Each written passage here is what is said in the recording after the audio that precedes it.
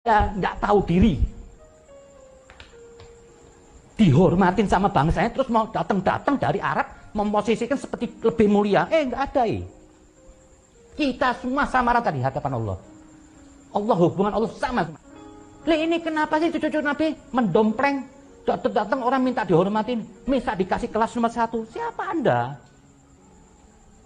Jadi saya mintalah kepada Habib-Habib semuanya yang mendudukkan dirinya, merasa lebih hebat, lebih mulia, itu Anda iblis. Karena hanya iblis yang merasa bangga dengan iblis ini. Saya lihat tampangnya Baharis, tidak ada. Tidak ada sedikit Nur Muhammad, tidak ada sedikit sinar Nabi Muhammad di diri yang Bahar. Dan saya kaget di acara itu, yang katanya Maulud Nabi, isi ceramahnya sampah. Mencaci maki, ngotot, sok preman. Saya sedikit gak ada yang takut dengan Anda semua. Kalau Anda berasa mau jihad, saya juga mau jihad. Malu dikit lah, Anda ini numpang di Indonesia juga nih. Petantang, petenteng, terus gaduh, orang Arab Habib nih buat gaduh. Yang sadarlah, jangan hinakan Nabi Muhammad. Lagaknya sok pakai jaket ini, pakai topi, rambut kayak iblis. Gitu terus mau bilang duriyah Nabi, keturunan Nabi. Saya nggak yakin loh. Saya nggak yakin Anda Sayyid, dan saya nggak yakin Anda Habib. Jangan-jangan keturunan Anda campur setan di atas. Siapa yang tahu? Karena kalau Anda benar keturunan Nabi, Anda harus akhlak yang mulia. Itu Arabitoh. Ngapain tuh kantor Arab sak gede-gedenya? Apa sih yang dikerjain? Itu loh anggota Anda. Itu lebih biadab, lebih dari orang narkoba. Merusak Islam. Anda telah meludahi Nabi Muhammad. Anda telah menghinakan Nabi Muhammad. Nabi berjuang mati-matian, berdarah-darah untuk menegakkan ajaran suci dengan santun teduh. Dihinakan, tidak punya materi, hidup dengan kemiskinan, tidak punya apa-apa. Kok sekarang ini orang mengasah cucu-cucu Nabi, cuma modal baca maulid merasa cucu Nabi, minta dimuliakan. Enggak ada itu kemuliaan. Enggak ada kemuliaan. Dan saya mintalah nih semua orang-orang yang pribumi, orang yang itu, jangan terlalu berlebihan memposisikan Habib. Mereka yang di kampung-kampung juga jangan terlalu berlebihan. Habib bukan siapa-siapa, Habib bukan Nabi, Habib bukan manusia suci. Aku sebagai Gus, ngaku sebagai kiai, ngaku sebagai ulama, saudara, di dalam ceramahnya di mana-mana, viral di YouTube, saudara. Dia katakan Habaib penjajah. Habaib datang ke Indonesia sebagai penjajah. Kurang ajar, biadab, tidak punya malu. Biarkan atau lawan, sambut atau usir, takbir. Kata Mang Rejik, kami datang bukan mau menjajah. Siapa yang nganggep lu datang menjajah? Penjajah itu hebat kayak Belanda, punya senjata. Dia datang membawa tentara, berani berperang melawan kesatria Nusantara. Lu bukan penjajah, lu penumpang. Lu nempel. Enggak pantas lu menjadikan diri lu, menganggap lu penjajah kami. Enggak level. Bela tidak boleh menghormati kiai dan ulama, membangun akhlak atau merusak akhlak. Tiba-tiba katanya, mari kita adakan revolusi akhlak. Jawab ye, akhlak kayak model bagaimana yang mau ente bangun? Betul lah, betul? Betul lah, betul? Kalau NU mau membangun akhlak bisa. Nah, kalau ente, wong ente nggak ada akhlaknya. Nilai sama nalar dan akal kalian, orang-orang yang hatinya masih tertutup oleh dusta-dustanya para Ba'ali dan Habib, nilai dengan akal pikiran kalian. Oknum mereka mengatakan Ma'ruf Amin babi apa babi. Di depan jamaahnya menyebut babi. Apakah golongan semacam ini akan bisa membuat revolusi akhlak? Bisa apa tidak? Jawab yang keras, bisa apa tidak? Bisa apa tidak? Ki Ma'ruf Amin di babi-babi, saudara. Gus Dur di buta-bata, buta hati. Ini orang kalau bicara depan saya tak sama saya, Pak.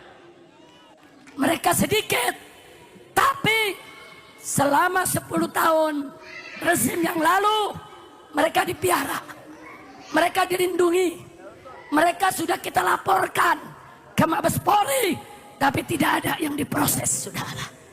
Nah sekarang saya minta doa. Saat ini kami sedang berusaha memberi pemahaman, penyadaran kepada presiden yang baru, Bapak Prabowo, supaya gerakan mereka yang ngadu domba antar habaib, antar ulama, supaya mereka ditangkap, diproses hukum, dikeploskan mereka ke penjara, saudara. Takbir. Tuh, Mbak Hasyim Asy'ari, orang segitu alimnya, dianggap oleh Bang Alwi Hasyim Asy'ari itu bukan orang pinter. Astagfir, ini putue Kanjeng Nabi, ini cucu Rasulullah apa Dajjal? Jawab yang keras, cucunya Rasulullah apa Dajjal? Cucunya Rasulullah apa Dajjal? Ini bukan perkataan cucunya Rasulullah. Makanya Ki Imaduddin Al-Bantani dan saya dan para ulama muda Nahdlatul Ulama tergerak secara ilmiah dibahas. Ternyata mereka nasabe cangkok, pantesan sifatnya juga ngakunya pengen disebutnya cucunya Rasulullah, tapi akhlaknya kayak kesannya menutup-nutupi. Kemudian persekusi. Kenapa harus ada persekusi ini? Untuk menjaga nama baik? Bukan. Upaya pembungkaman supaya tidak ada orang yang berani mengkritik mereka. Saya kemarin sudah cukup dipersekusi, nggak berani, tapi saya digelandang ke kantor polisi karena indikasi senjata api. Upayanya untuk pembungkaman, tetapi menurut saya tidak bisa disumpal. Nah, dengan uang tidak bisa disumpal, dengan ancaman tidak bisa. Karena saya bukan seperti mental mereka, saudara, gampang berubah. Dengan uang terkecoh, dengan ancaman takut. Nah, jadi saya tidak bisa seperti itu, saudara. Nah, jadi makanya saya masih bebas berkoar-koar. Makanya nggak sanggup lagi dengan saya, diincar lah Bung Lubis. Nah, diincar Bung Lubis. Nah, saya juga masih diincar, tapi incarannya begini.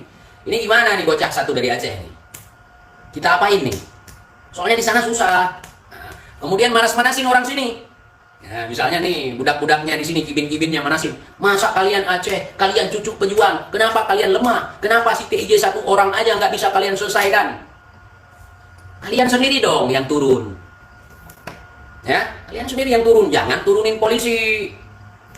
Nah, kalau memang merasa kalian itu terganggu dengan TIJ, turun sendiri. Ini semua budak. Nampak sekali pengecut. Kalian ngumpet di belakang budak. Melawan tesis, suruh budak. Suruh si Jaini, suruh si Wafi. Suruh budak. Katanya cucu wali, cucu nabi, bisa segalanya. Mulai dari ilmu bumi sampai ilmu langit bisa. Tapi giliran punya masalah, inlander lu kerahkan. Cuman inlandernya nggak tahu diri. Ya, kalau kita bodoh amat. Mau dia bilang, datuk saya punya telur 3, bodoh amat. Tak, datuk saya garomahnya bisa bertelur, bodoh amat. Bodoh amat. Nah, dari tangan datuk saya bisa keluar emas, bisa keluar air, bodoh amat. Nah, ya, datuk saya bisa beranak, bodoh amat. Nggak peduli. Nah, itu diajarkan kita sama Unyil. Jawabnya bodoh amat. Saya tidak percaya. Dari awal-awal saya sudah tidak percaya. Karomah-karomah karangan, karya-karya fiktif, cerita-cerita kartun diceritakan dalam cerita mereka di podium-podium, di pentas-pentas. Apakah Unyil tidak melihat? Apakah Unyil tidak memantau? Itu bocah-bocah ceritanya ngawur. Ente katanya pejuang, amar ma'ruf nahi mungkar. Tetapi dari jajaran ente yang menjilat-jilat biji ente itu ceritanya cerita khurafat, cerita dongeng, cerita bohong, yang akhirnya menjadi sebuah permasalahan yang sangat rumit sekali bagi kalian. Bagi Kiai Iman ini nggak rumit, bagi kalian sendiri yang rumit. Buktinya yang emosi siapa? Yang emosi siapa? Kiai Iman ada emosi? Udah, ini tidak ditemukan di abad kesekian-sekian. Sambil senyum-senyum. Yang satunya langsung kalau kita bisa lihat keluar asap sambil nyeker-nyeker tanah yang berdebu. Nunjukin serem. Lu ngelawak, unyil nih, untuk unyil nih. Lu ngelawak nggak lucu. Lu marah justru itu lucu. Pusing. Saya tanya, kenapa Unyil tidak pernah bahas soal DNA? Hah? Kenapa Unyil sekarang tidak bahas lagi masalah DNA? Malu? Atau memijak-mijak kata-kata sendiri? Dulu persyaratan untuk orang-orang yang mengaku sebagai Zuriyah Wali Songo harus tes DNA, harus ada kitab sejaman, manuskrip maksudnya. Kenapa sekarang Unyil tidak berbicara lagi masalah itu? Unyil. Kenapa Unyil diam masalah itu? Unyil kan bisa. Hei Munib, hei Bahar, itu tes DNA tidak apa-apa. Bukan untuk mengisbat nasab, tetapi lebih kepada untuk mencari tahu apakah dia betul dari pongkol Quraisy. Unyil, ayo dong, semangat. Tolong. Unyil,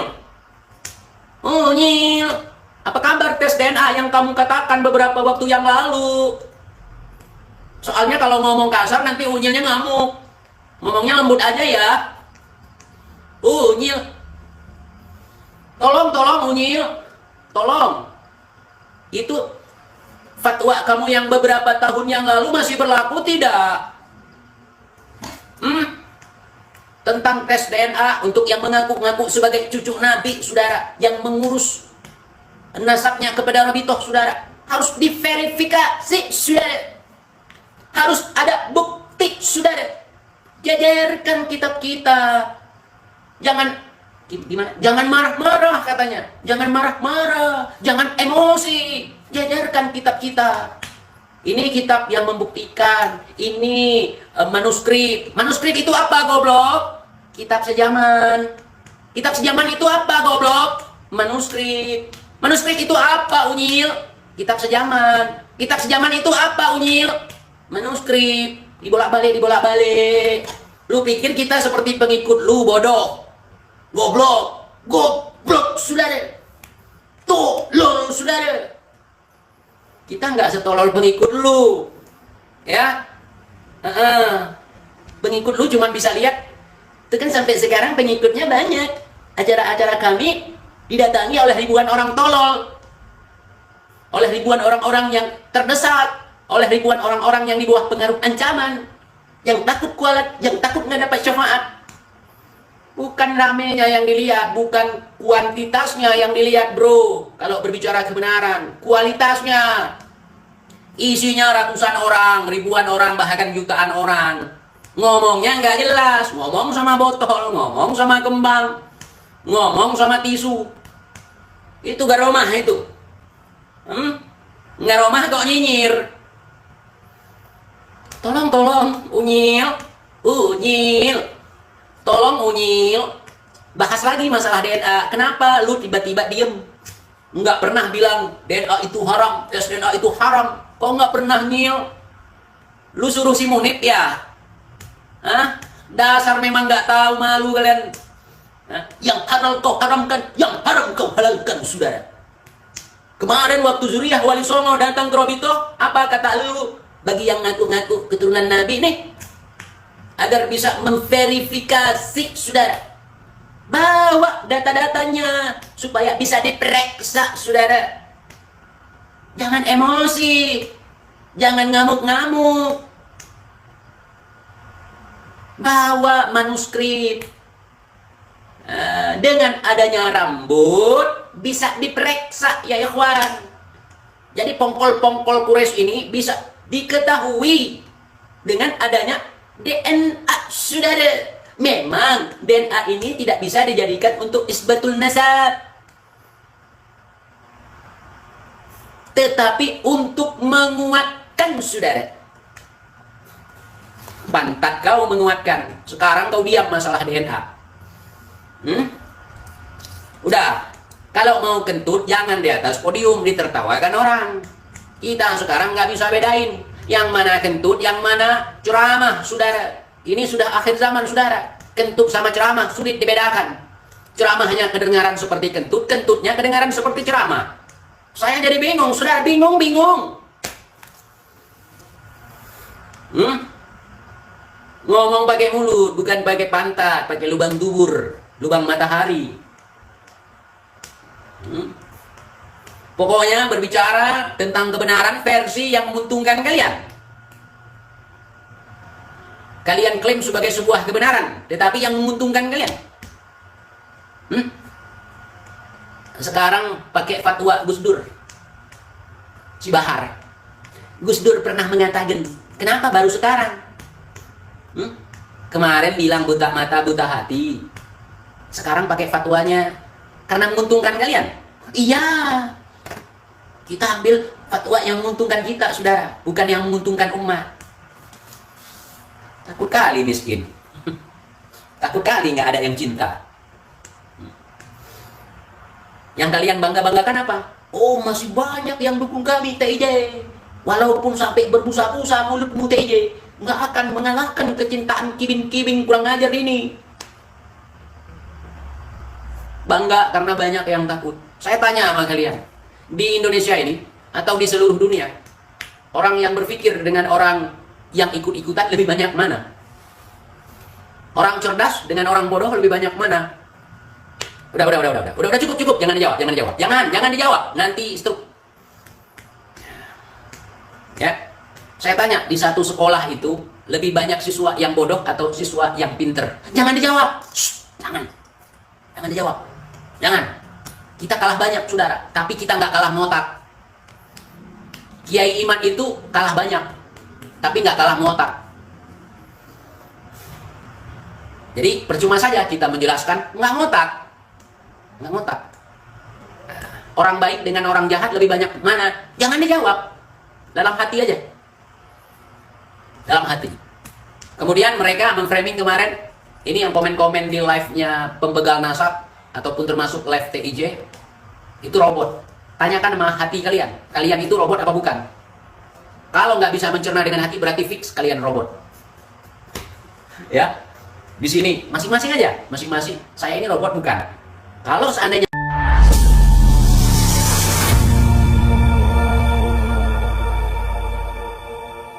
itulah tadi pernyataan dan beberapa komentar dari Habib Kribo yang menanggapi tentang perilaku dan juga sifat-sifat Bahar bin Smith serta Rizik Syihab yang selalu membangga-banggakan dirinya bahwa mereka dulia Rasulullah SAW. Namun perilaku mereka jauh dari ajaran baginda Nabi besar Muhammad SAW. Nah, bagaimana menurut pendapat teman-teman semua? Silakan lanjut di kolom komentar. Terima kasih.